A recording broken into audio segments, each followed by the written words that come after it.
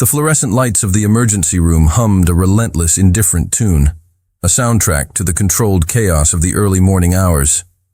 For Lily Turner, the brief sanctuary of her break was about to end. She had just unwrapped the foil from a slightly squashed turkey sandwich, her first meal in 10 hours, when the alarm blared. It wasn't the usual cacophony of beeps and alerts.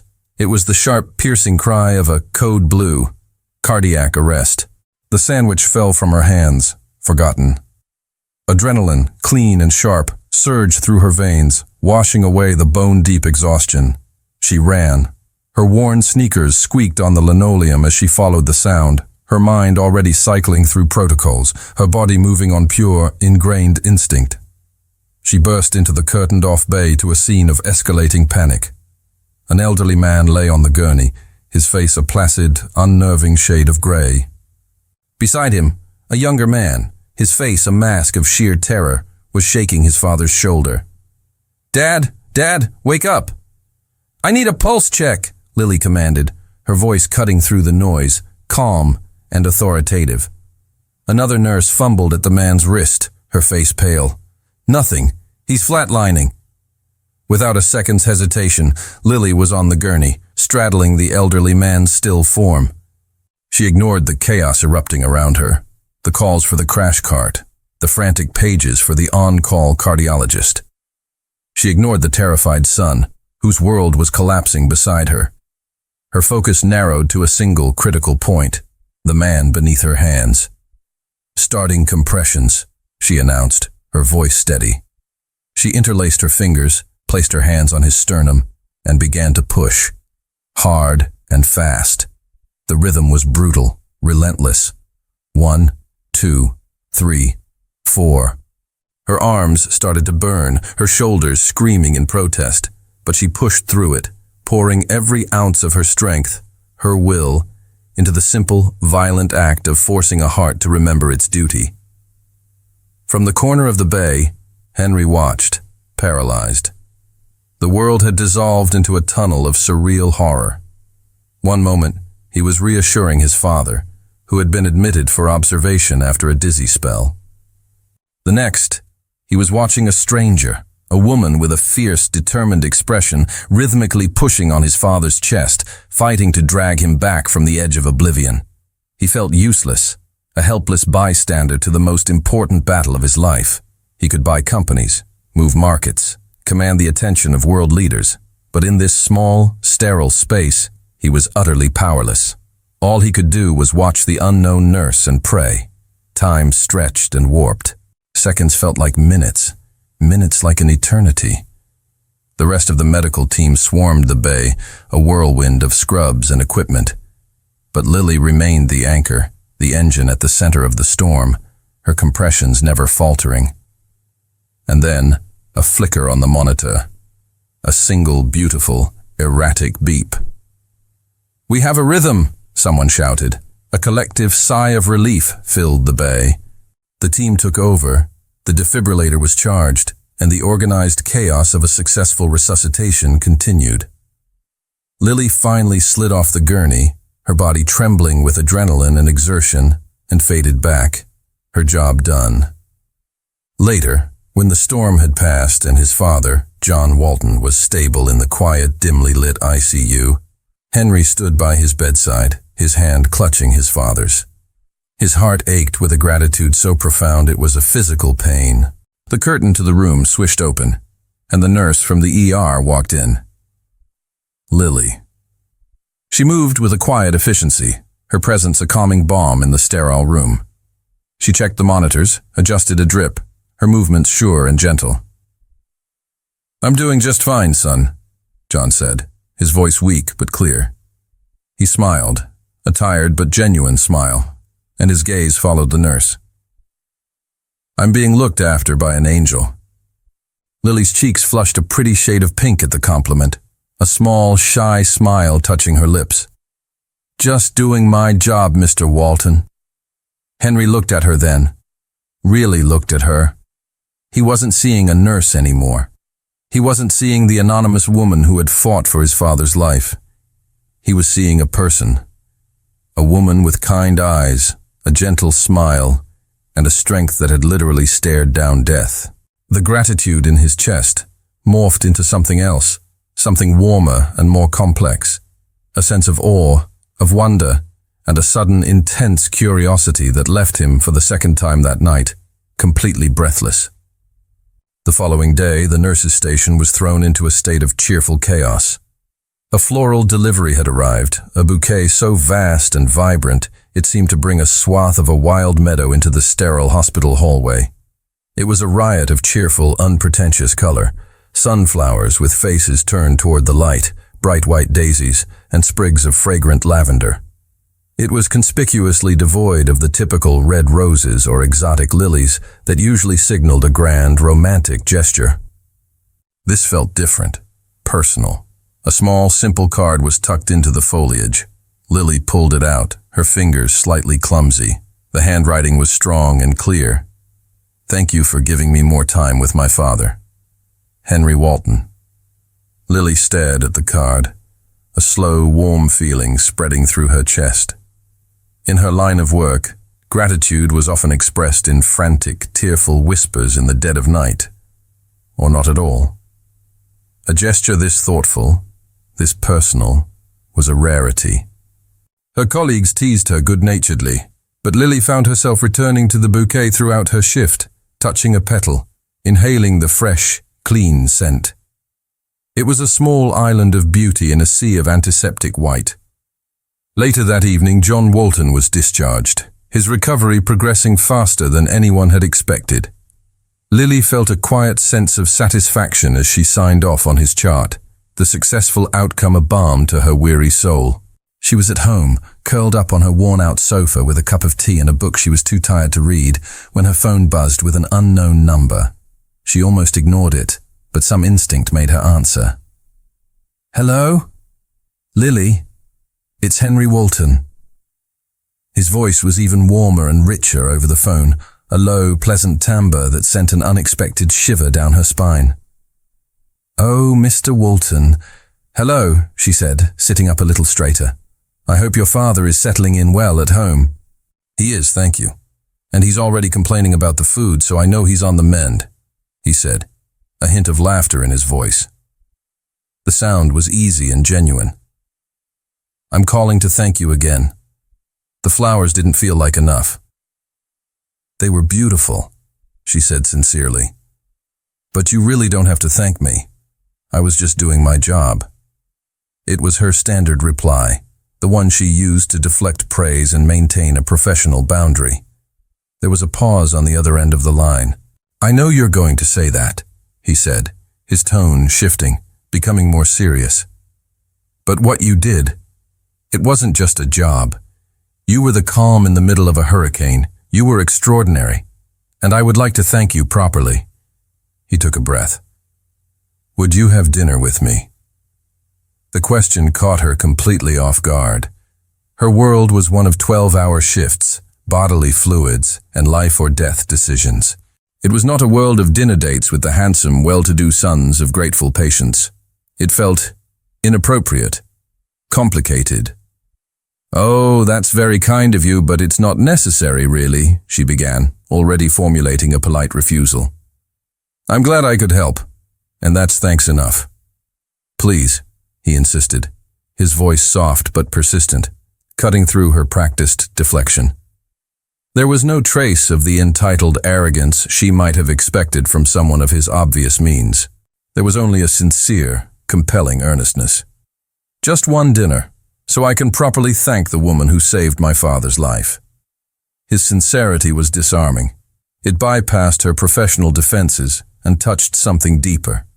This wasn't a man trying to impress her. It was a son, filled with a profound and simple gratitude. Against her better judgment, against all the rules of hospital propriety she usually followed, a slow smile spread across her face. "Okay, Mr. Walton," she heard herself say, a note of amusement in her own voice. "Just one dinner." Preparing for the dinner felt strangely momentous. Lily stood before her small closet, a wave of insecurity washing over her.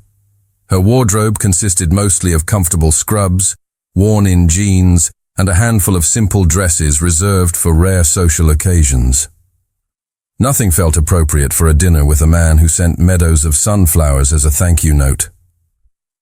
She finally settled on a simple, dark blue dress, the nicest thing she owned, hoping it was elegant enough without trying too hard.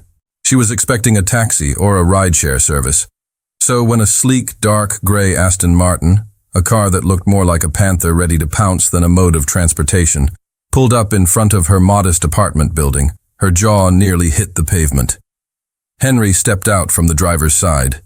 He wasn't in a stuffy suit as she might have imagined, but in tailored dark trousers and a crisp, open-collared white shirt under a soft gray blazer. The absence of a tie made him look relaxed, approachable, and even more devastatingly handsome than he had in the harsh lighting of the hospital. He smiled as he saw her, a warm, genuine smile that immediately put her at ease. "You look beautiful, Lily," he said, his voice a low murmur as he opened the passenger door for her. The compliment, so simply and sincerely delivered, made her blush. "You clean up pretty well yourself, Mr. Walton," she retorted, a playful note in her voice. "Henry," he corrected her gently. "Please." The drive was smooth, the car's interior a cocoon of soft leather and quiet power. He drove with an easy confidence, navigating the city streets while making effortless small talk, asking about her day, making her laugh with a story about his father's stubborn refusal to follow his doctor's dietary advice. He pulled up in front of Aria, a name Lily had only ever read about in glossy magazines. It was the city's most exclusive, most celebrated restaurant, a place where reservations were rumored to be booked a year in advance, a culinary temple for the city's elite. A knot of anxiety tightened in her stomach. She felt a sudden, overwhelming sense of being out of her depth. A valet whisked the car away. As Henry led her toward the grand entrance, his hand resting lightly on the small of her back, she braced herself for the noise, the crowd, the feeling of 100 pairs of eyes judging her simple dress. But as they stepped inside, she was met with a profound, unnerving silence. The dining room was a breathtaking expanse of soaring ceilings, soft, golden light, and tables draped in pristine white linen. But it was completely, utterly empty. There were no waiters bustling about, no clinking of glasses, no murmur of conversation. Just a single table, perfectly set for two, in the center of the vast, silent room. Lily stopped in her tracks, her eyes wide with confusion. Where is everyone?" she asked, her voice a whisper in the cavernous space. Henry had the grace to look slightly abashed, a faint flush creeping up his neck. He ran a hand through his hair, a gesture she was beginning to recognize as a sign of nervousness. "Ah," he said. I closed the restaurant for us tonight." Lily stared at him, speechless. "I wanted us to be able to talk, to have some privacy without being interrupted or overheard," he explained, his earnestness overriding his embarrassment. "And I wasn't sure what you liked to eat, so I asked the chef to prepare a little bit of everything for a tasting menu. I hope that's okay." The sheer, mind-boggling extravagance of the gesture was overwhelming. It was so far beyond the realm of her reality that it bordered on the absurd. People didn't just close Aria, but the intention behind it, the sweet, almost naive desire to ensure her comfort and privacy, was so incredibly thoughtful, it made her heart ache. She stood there, caught between awe and a terrifying awareness of the chasm between their worlds. No one had ever done anything like this for her. No one had ever made her the singular focus of such a grand, impossible gesture. She didn't know whether to be completely enchanted or utterly terrified. Being the sole occupants of a world-renowned restaurant should have felt awkward, an intimidating performance under the focused gaze of the staff. Instead, it was magical. The head chef presented each course personally, the sommelier explained each wine pairing with quiet reverence, and the service was so discreet and seamless that it felt as if the food simply appeared. The meal itself was a symphony of flavors, the most exquisite food Lily had ever tasted. But it quickly became secondary. The true main course was the conversation. With the distractions of a crowded restaurant stripped away, there was only him. And he was captivating. He was funny, his humor dry and self-deprecating. He was brilliant, speaking about art and history with a quiet passion. But most of all, he was an incredible listener. He asked about her, not with the polite, superficial curiosity she was used to, but with a genuine, focused interest that made her feel like the most fascinating person in the world. He asked about nursing school, about the challenges and triumphs of her job. He didn't flinch when she described the gritty, often heartbreaking reality of the ER. Instead, he listened with a deep, empathetic respect. He asked about her dreams, and she found herself telling him about her vague, half-formed desire to one day work in pediatric oncology, a field that required a level of emotional resilience most people couldn't fathom. "It must take a special kind of strength to bring so much light to such a dark place," he said, his gaze full of an admiration that made her feel truly seen. When she, in turn, asked about his life, he was more reserved. He spoke lovingly of his father, of their shared passion for sailing.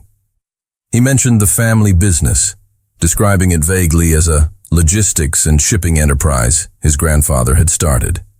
He made it sound modest, almost quaint. He seemed far more interested in hearing about her life, her world, than in talking about his own. The hours melted away. By the end of the night, her cheeks ached from smiling, and she felt a comfortable, easy connection with him that she hadn't felt with anyone in a very long time. He drove her home, the comfortable silence in the car filled with the pleasant hum of a perfect evening.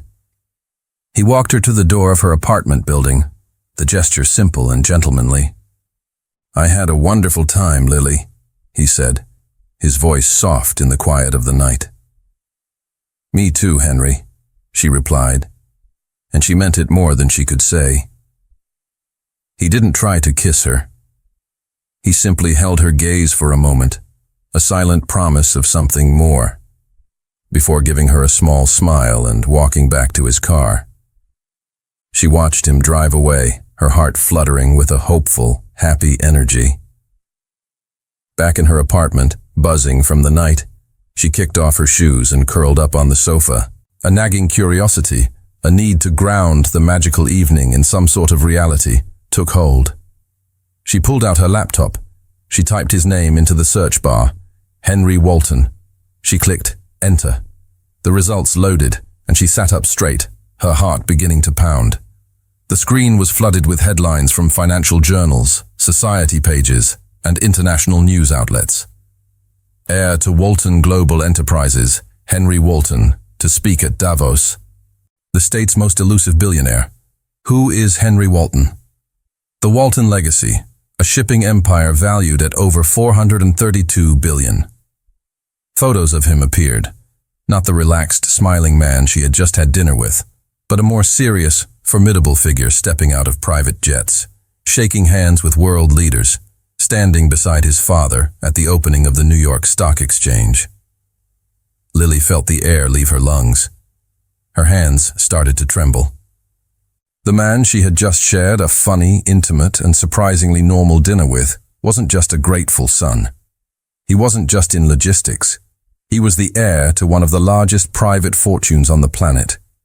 The grand, absurd gesture of closing the restaurant suddenly snapped into sharp, terrifying focus. For him, it wasn't a grand gesture. It was a Tuesday. She had just been on a date with a billionaire, a kind, humble, funny, secret billionaire, and he hadn't said a single word. Lily didn't sleep well. Her mind replayed the evening, superimposing the headlines and the staggering numbers over the memory of his easy smile and sincere eyes. The two versions of Henry Walton, the humble, grateful son and the multi-billionaire heir, were impossible to reconcile. She felt a confusing mixture of awe, intimidation, and a surprising pang of disappointment. The simple, genuine connection she had felt seemed tainted now, complicated by a reality she couldn't comprehend. Her phone rang late the next morning, while she was trying to distract herself with laundry. His name flashed on the screen, and her heart did a nervous little jump. She took a deep breath and answered, determined to be direct. Hello? Hi, Lily. It's Henry. His voice was as warm and pleasant as she remembered, but today it carried a different weight. I had a really wonderful time last night. A hopeful note underscored his words. I was hoping I could see you again. Here it was. The moment of truth. I had a great time too, Henry, she began, her voice even. But there's something we need to talk about first. She paused, gathering her courage. I Googled you. A heavy silence stretched over the line. For a moment she thought he might have hung up. Then she heard him let out a long, weary sigh. It wasn't a sigh of annoyance, but of resignation. I figured you would, he said, his voice losing some of its bright energy. And I'm sorry, Lily. I truly am. I wasn't trying to deceive you. He sounded so genuinely regretful that her defensiveness began to soften. It's just, he continued, struggling to find the words, I hate that part of my life. I hate the billionaire label. I hate how people change the second they find out. Their eyes get a different look. They start seeing dollar signs and opportunities instead of a person. I've lost count of the number of people who have tried to use me, or my father, through me. His voice was quiet, laced with a profound loneliness that she had never considered. For one night, I just wanted to be Henry, the guy whose dad you saved. I wanted to see if you would like that guy. Is that selfish? His raw honesty disarmed her completely. He wasn't hiding his wealth out of arrogance, but out of a deep-seated need for genuine connection. He was protecting himself. She, who had built her own professional and emotional walls, could understand that better than most. The intimidation she felt began to melt away, replaced by a surprising wave of empathy. No, she said softly. It's not selfish. I get it. She took a breath. Okay, Henry. I'll see you again. Really? The relief in his voice was palpable. Yes, but on one condition, she said, a playful, challenging note entering her voice. Anything. No more closed restaurants. No more grand billionaire gestures. Next time we go somewhere I can actually afford to buy my own dessert. She heard him laugh on the other end of the line, a full, genuine, relieved sound that made her smile. You have a deal, Lily Turner, he said. It's a deal. For their second date, Lily was determined to level the playing field. She chose the Little Owl, a tiny, bustling Italian restaurant tucked away on a cobblestone street in her neighborhood. It was the complete antithesis of Aria. The tables were packed close together. The air was thick with the scent of garlic and simmering tomatoes, and the sound of boisterous conversation and clattering plates was a constant, lively hum. It was her favorite spot, a place of warmth, authenticity, and incredible lasagna.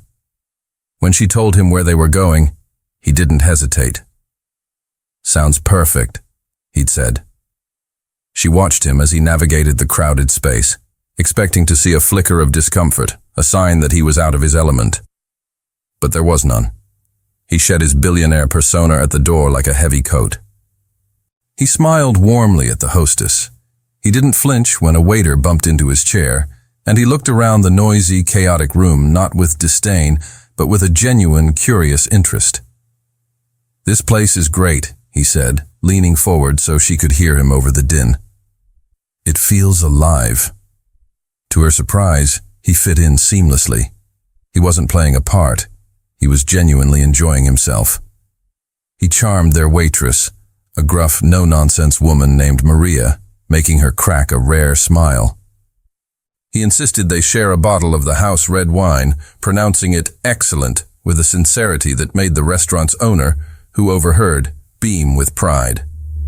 He was just Henry, a man enjoying a good meal with a woman he was interested in. The illusion was so perfect, so complete, that when it shattered, the effect was jarring.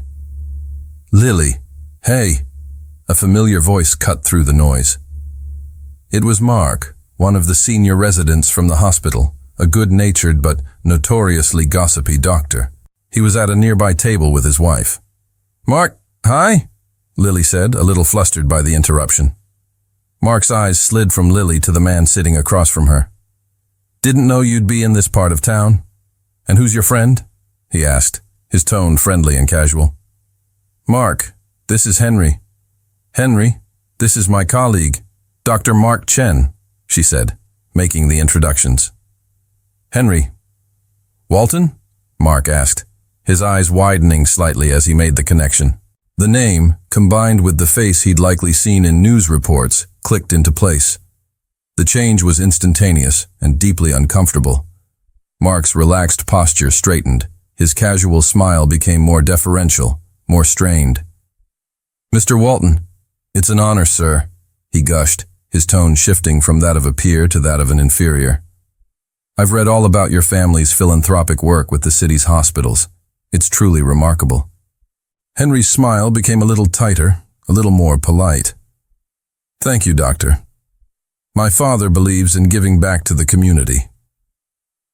The conversation was brief, but the damage was done. After Mark returned to his table, occasionally stealing awestruck glances in their direction, a heavy silence fell over them. Henry sighed, a deep, weary sound, and stared down at his wineglass. "See?" he said quietly, not with anger, but with a profound, heartbreaking sadness. "That's what I was talking about." He looked up at her, and his face was stripped of the easy charm from moments before. In its place was the tired, lonely expression of a man who constantly had to question if people were seeing him, or the name and the fortune that followed him like a shadow. For the first time, Lily truly understood. It wasn't just about avoiding gold diggers. It was a fundamental, exhausting loneliness, a constant battle to be seen for who he was. And in that moment, her heart went out to him, a wave of empathy so strong it felt like it could bridge the vast, impossible distance between their two worlds. A week later, it was Henry's turn. "There's a charity gala my family's foundation is sponsoring," he'd explained over the phone, his voice hesitant. "It's for the children's hospital. I have to go. I was wondering if you would come with me." He rushed to add, "No pressure at all, just as my date. It would just be nice to have you there." And so, Lily found herself stepping into a world she had only ever imagined. The gala was held in a grand museum, its marble halls transformed into a glittering forest of ice sculptures and cascading floral arrangements. The air hummed with the quiet clinking of champagne flutes and the murmur of conversations about stock portfolios and summering in the Hamptons. It was a sea of designer gowns, jaw-dropping jewelry, and practiced predatory smiles. Lily felt like a sparrow that had accidentally flown into an aviary of exotic peacocks. Her dress, a simple but elegant navy blue gown she'd bought from a high-end department store after much agonizing, had felt beautiful in the shop. Here, it felt painfully plain. She clutched her small handbag like a shield, acutely aware of the subtle, appraising glances being sent her way. Henry, however, was her anchor. He seemed to sense her unease, his hand a constant reassuring presence on the small of her back. He navigated the room with a quiet authority, his posture relaxed but commanding. He was in his element, yet he made her feel like she was the only person in the room, leaning in to whisper a witty observation about a particularly ostentatious guest or steering her toward a quiet corner when he sensed she was feeling overwhelmed. The inevitable confrontation came near the silent auction tables. A woman with a surgically tightened face and diamonds dripping from her ears glided toward them. Her eyes raked over Lily's simple dress with a look of barely concealed disdain. "Henry, darling," the woman purred, ignoring Lily completely. "I almost didn't recognize you without a Beaumont on your arm." She then turned her critical gaze fully on Lily. "And who is this quaint little thing you've brought?" "This is Lily Turner," Henry said, his voice dangerously smooth, his arm tightening protectively around Lily's waist. The woman's eyes did another slow, insulting sweep of Lily's dress. "Turner," she mused. "I don't believe I know that name. And that dress, I simply must know the designer. It's so brave, to be so understated, The insult was wrapped in a veneer of false curiosity, making it all the more venomous. Lily felt a hot flush of humiliation creep up her neck. She was about to stammer something, anything, when Henry spoke. His voice was calm, almost conversational, but it cut through the air like a shard of ice. "Lily's dress isn't from a famous designer, it's true," he said, looking directly at the woman, his eyes cold. "She's a nurse. She prefers to spend her time and energy saving people's lives, not worrying about price tags and brand names." He paused, letting the words sink in. "It's one of the many, many things I admire about her." The socialite's perfectly painted smile froze on her face. She was left speechless, utterly defeated by a logic her superficial world couldn't comprehend. Without another word, Henry took Lily's hand. "Excuse us," he said, not to the woman, but to the air around her. He led Lily away from the crowd, through a set of glass doors, and out onto a quiet, moonlit terrace overlooking the city. The cool night air felt wonderful on her hot cheeks. Her heart was hammering in her chest, a chaotic mix of lingering humiliation and a soaring, fierce gratitude. "I'm sorry," Henry said, his voice tight with anger. "I shouldn't have brought you here." "I'm so sorry she said that to you." "Don't be sorry," Lily whispered, turning to face him. The city lights glittered behind him, creating a halo around his silhouette. "Thank you." In that moment, under the vast, starry sky, the chasm between their worlds seemed to vanish. There was no billionaire, no nurse. There was just a man who had defended her with a fierce, intelligent loyalty, and a woman who was realizing, with a terrifying, thrilling certainty, that she was falling for him. The terrace was a quiet sanctuary, a world away from the glittering chaos inside. The distant sounds of the orchestra and the city's gentle hum were a soft, muted backdrop to the charged silence that had fallen between them. Lily's heart was still beating a rapid, unsteady rhythm, not from the socialite's insult, but from Henry's defense. She looked at him, really looked at him, in the soft glow of the moonlight. The anger had faded from his face, replaced by a look of sincere, anxious concern for her. "Did you really mean it?" she asked, her voice barely a whisper. "What you said in there, about admiring me?" He stepped closer, the space between them shrinking until she could feel the warmth radiating from his body. He reached out and gently tucked a stray strand of hair behind her ear, his fingers lingering for a fraction of a second against her skin. The simple touch sent a jolt of electricity through her.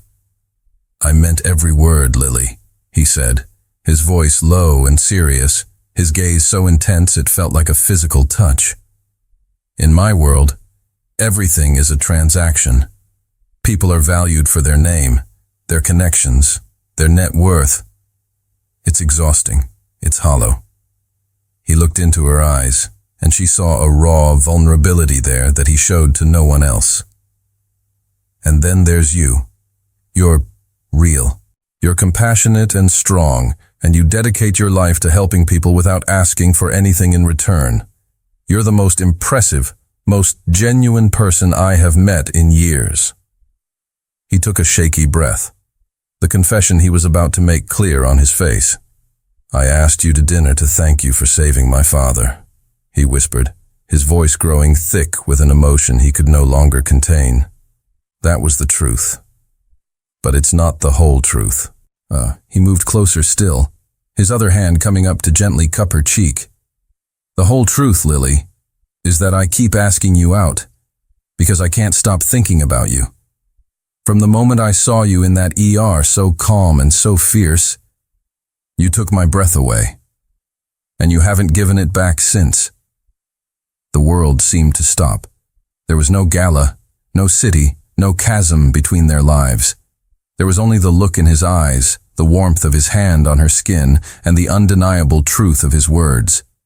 He lowered his head, his gaze dropping to her lips, giving her every opportunity to pull away. She didn't. She couldn't. She leaned into his touch, her eyes fluttering shut. He kissed her.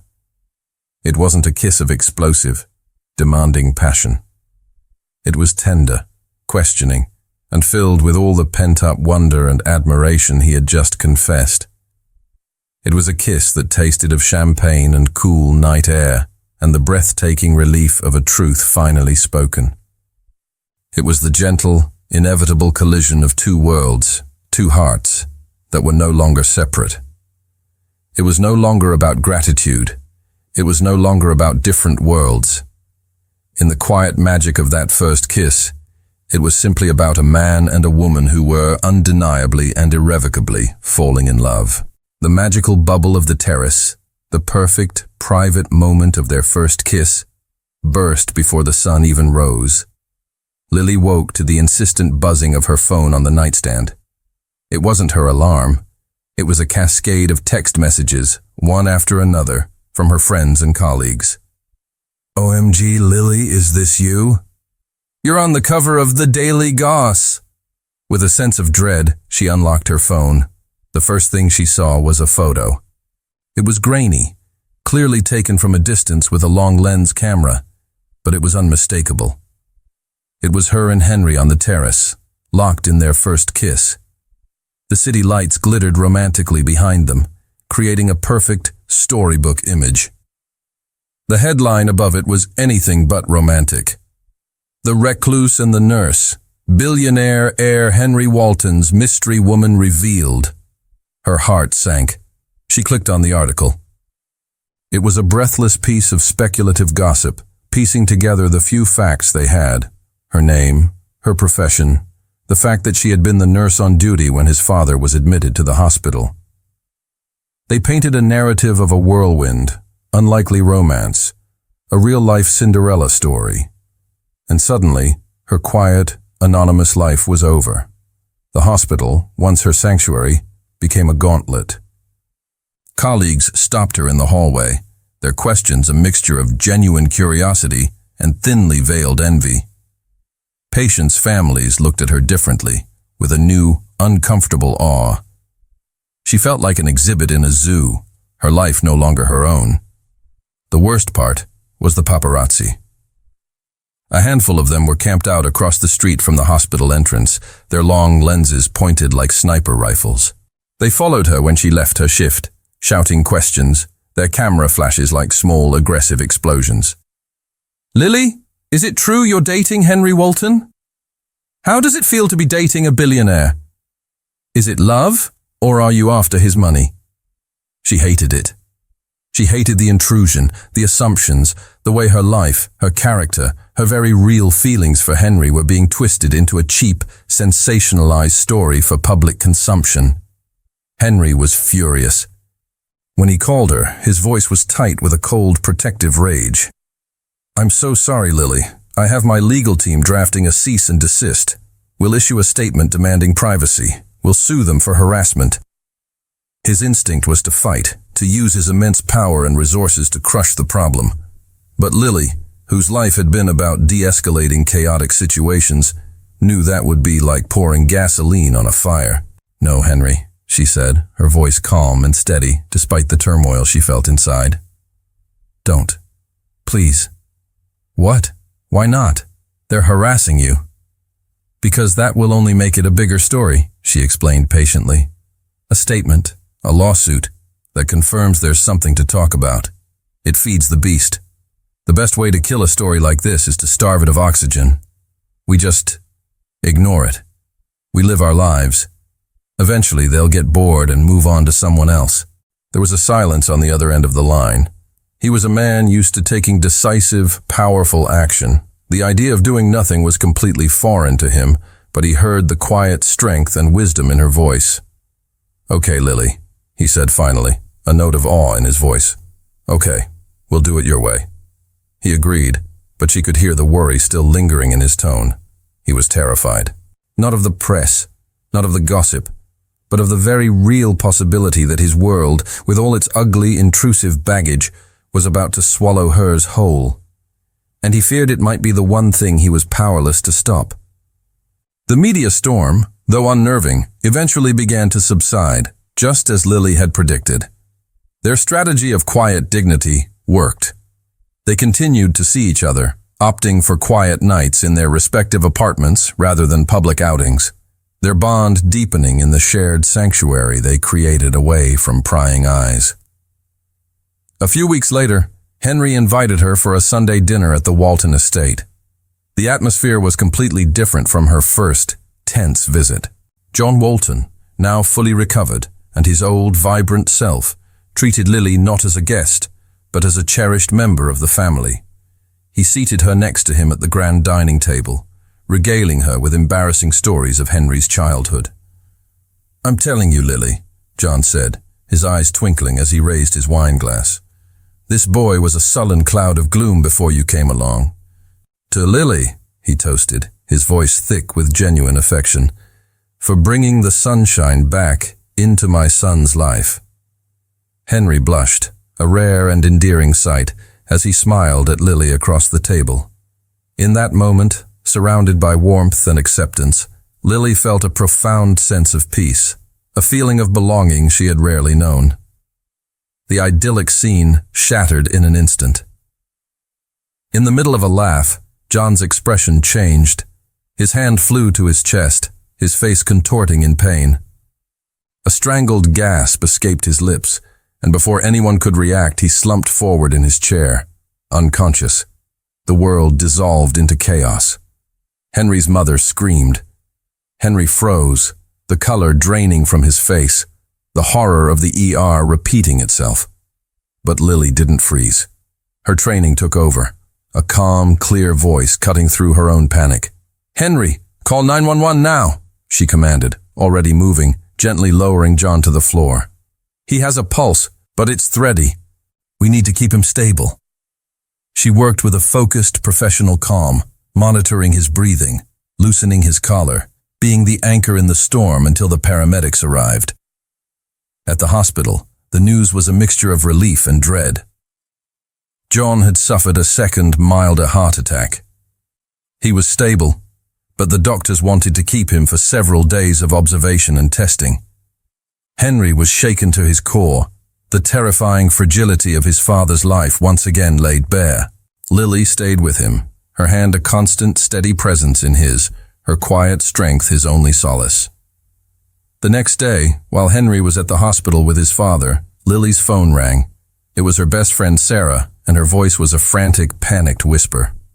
"Lily? Oh God, I'm so glad you answered. I'm freaking out," Sarah cried. "My period is late. Like really late. I think I might be pregnant. I'm too scared to even buy a test. I'm too scared to find out by myself. Can you please come with me?" Lily's heart went out to her friend. "Of course," she said immediately, her own exhaustion and stress forgotten in the face of her friend's panic. "I'm on my way. We'll figure this out together." They met at a large anonymous chain pharmacy downtown. Sarah was pale and trembling, so Lily took charge. "Stay here, I'll get it," she said reassuringly. She walked down the aisle, her mind a million miles away, thinking about John Walton, about Henry, about her friend's terror. She grabbed a pregnancy test from the shelf, a simple box, and walked to the front of the store. To calm her friend's nerves, she even offered a small, reassuring smile as she paid the cashier. She didn't notice the beat-up sedan parked across the street. She didn't see the glint of a long-range camera lens. She didn't know that a freelance paparazzi, a bottom feeder who had been fruitlessly tailing her for weeks, had just hit the jackpot. The photo was perfect, clear, undeniable, and utterly damning. Lily Turner, the billionaire's new girlfriend, standing at a pharmacy counter, buying a pregnancy test. The explosion came the next morning. Lily woke up to her phone vibrating itself off the nightstand, a relentless, furious buzzing that signaled something was terribly wrong. With a sense of deep foreboding, she reached for it. The screen was a nightmare. Dozens of notifications, all linking to the same story, from every corner of the internet's gossip machine. The headline, splashed across the top of a sleazy tabloid's website, was a masterpiece of malicious insinuation. "Gold digger's gambit? Henry Walton's nurse girlfriend buys pregnancy test as billionaire father fights for his life." Below it was the photo. Her at the pharmacy counter, the box clearly visible in her hand, a small, innocent smile on her face that the article twisted into a look of cunning triumph. Her blood ran cold. She felt a wave of nausea so intense she had to sit on the edge of her bed. The article was a work of pure poison. It painted her as a conniving, opportunistic predator, a gold digger who had deliberately chosen a moment of family tragedy to trap her billionaire boyfriend. They twisted her profession, her act of saving John's life, into the first step of a calculated seduction. They took a simple act of friendship, helping Sarah, and warped it into a sinister plot. The world, which had briefly felt full of hope and warmth, turned ugly and hostile in an instant. She had to see Henry. She had to see John. She threw on clothes, her hands shaking so badly she could barely button her jeans, and drove to the hospital, a place that had always been her sanctuary, but now felt like the scene of a crime. The moment she stepped out of her car in the hospital parking garage, they descended. It was like a scene from a horror movie. A swarm of paparazzi, far more aggressive than before, materialized from behind cars and pillars, surrounding her, shoving cameras and microphones in her face. "Miss Turner, is it true you're pregnant?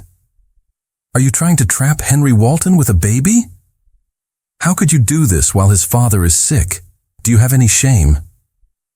The questions were like physical blows. The flashing lights were blinding, disorienting. She felt trapped, suffocated, her breath coming in ragged gasps. She put her hands up, trying to shield her face, trying to push through the wall of bodies. Suddenly, a furious roar cut through the chaos. "Get away from her!" It was Henry. He burst through the pack of photographers like a force of nature, his face a mask of pure, murderous rage. He didn't touch anyone, but his presence, his fury, was so palpable that the aggressive pack actually stumbled back. He wrapped a protective arm around Lily, pulling her tight against his side, and forged a path through the stunned crowd, his body a shield between her and the cameras. He practically bundled her into his car, slamming the door shut on the cacophony. Inside the silent, leather-lined interior, the adrenaline drained away, leaving only a hollow, trembling shock. The vicious words, the blinding flashes, the feeling of being hunted. It all crashed down on her. "I can't do this, Henry," she whispered, the words fractured by sobs she could no longer control. Tears streamed down her face, hot and bitter. "I'm not strong enough for this world." She looked at him, her eyes full of a despair that shattered his heart. "They turned me into a monster." The penthouse, once a symbol of a world she found intimidating, now felt like the only safe harbor in a raging storm. Henry led her inside, his arm never leaving her shoulders, his touch a steady, grounding presence. He sat her down on the plush sofa, knelt before her, and gently wiped the tears from her cheeks with his thumbs. "I'll fix this, Lily," he said, his voice a low, fierce promise. "I will destroy them. I'll have my lawyers bankrupt every single one of those tabloids. I'll make sure the photographer who took that picture never works again. I will burn their world to the ground for what they did to you." His protective fury was a powerful, comforting balm. But as she looked into his angry, determined eyes, she knew it wasn't the answer. His world fighting back against itself would only create a bigger war, and she would be forever trapped in the middle. She took a deep, shuddering breath, finding a sliver of the calm she reserved for her most critical patients. "No, Henry," she said, her voice quiet but firm. She placed her hand over his. "You can't." He stared at her, confused. "Why not? They can't get away with this." "This isn't about them," she explained, her heart aching with the truth she was about to speak. "This is about me. I became a nurse to help people, to be a quiet, steady presence in the middle of their chaos. My purpose is to heal, to soothe." She looked around the magnificent apartment, at the glittering city beyond the glass. "And now, because of my connection to you, I am the chaos. I'm the source of pain and stress for you, for your family. I'm a headline, a scandal. I look in the mirror, and I don't recognize the person I've become in this world. The words hurt to say, but they were true. The joy, the love, the incredible connection she felt with him was being poisoned by the toxic ecosystem that surrounded his life. I need a break, she said, the words feeling like shards of glass in her throat.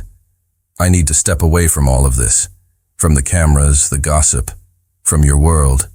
I need to find myself again. Is this you breaking up with me?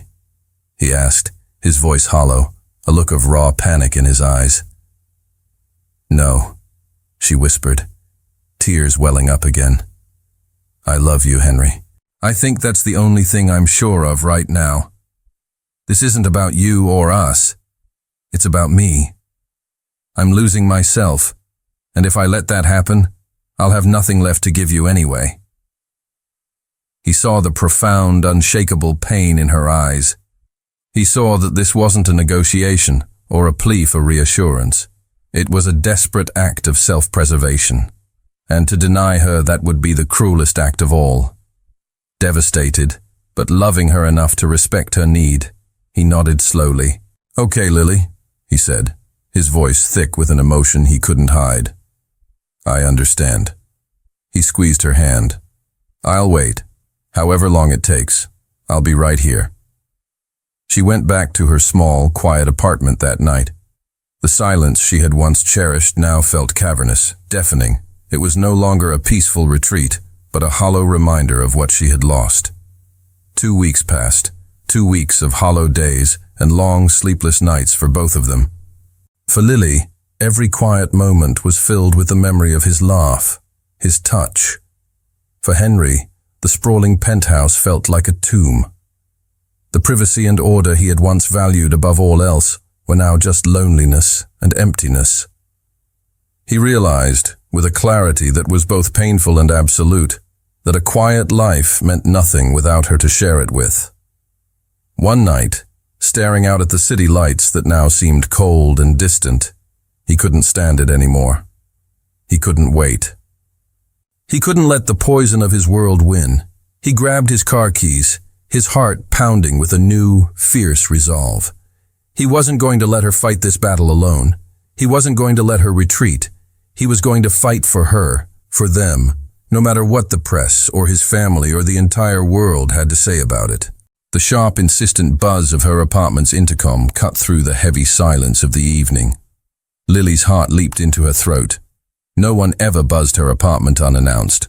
With trembling hands, she pressed the talk button. Hello? It's me. Henry's voice, low and slightly distorted through the small speaker, was all it took. A wave of longing so intense it made her dizzy washed over her. Let me come up, Lily, he said. It wasn't a demand, but a plea. Please. She buzzed him in, her mind racing. When she opened her door, he was standing there, looking tired and drawn, but with a fire of determination in his eyes she had never seen before. I know you asked for space, he said immediately, before she could speak. And I tried. I really did. But it's impossible. He took a step closer, his presence filling her small hallway. Living without you isn't living, Lily. It's just waiting. And I'm done waiting. She thought he was going to plead his case, to promise again to fix everything. Instead, he made an offer that was completely unexpected. Run away with me, he said, his voice urgent. Just for the weekend. No phones, no news, no city. Let me take you to a place where no one knows my last name. A place where I was just Henry. The proposition was crazy. It solved nothing. But the look in his eyes, a desperate need to connect with her away from the wreckage of their two worlds, was irresistible. Intrigued, and with her heart pounding with a hope she thought she had extinguished, she found herself nodding. Hours later, they were driving north, the city's oppressive glow shrinking in the rearview mirror. They drove until the highways turned into country roads, and the streetlights were replaced by the vast, star-dusted canopy of the night sky.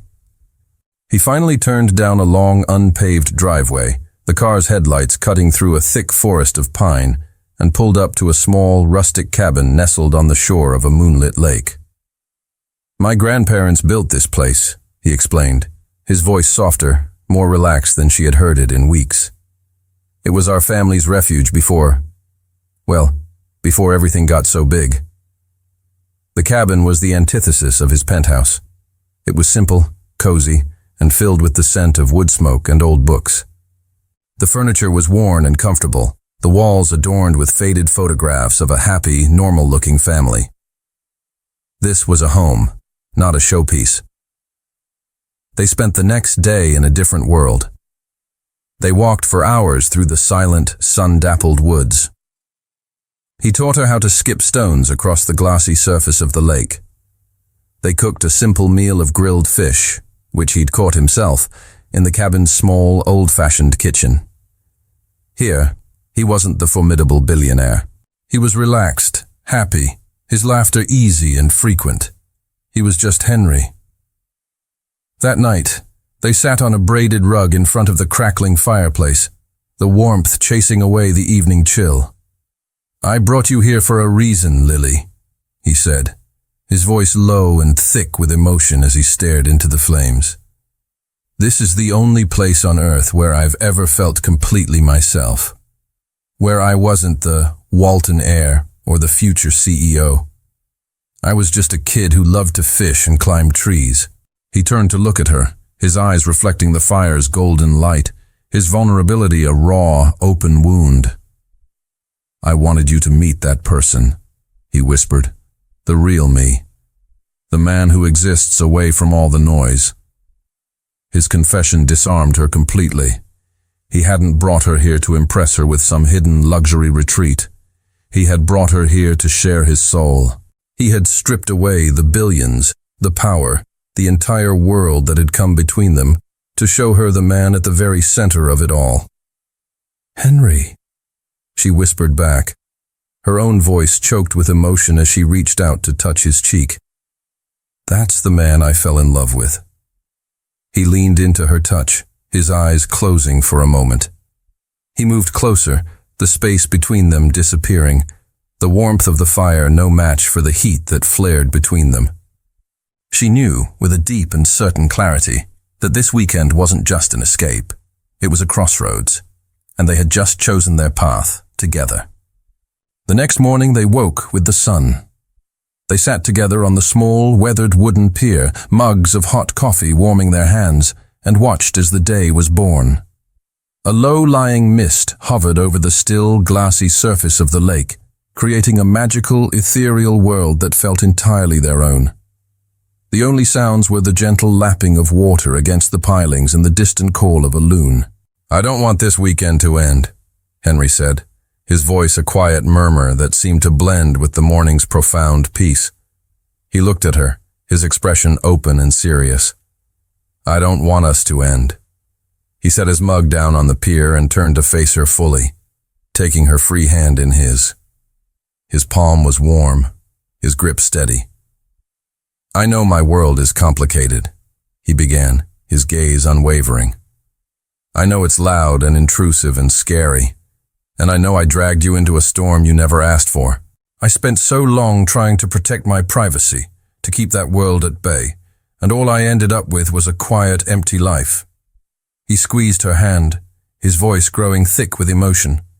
"And then you came along, and you're the calm, Lily. You're my calm in the middle of all of it. The chaos doesn't matter when I'm with you." He took a deep breath, his heart in his eyes.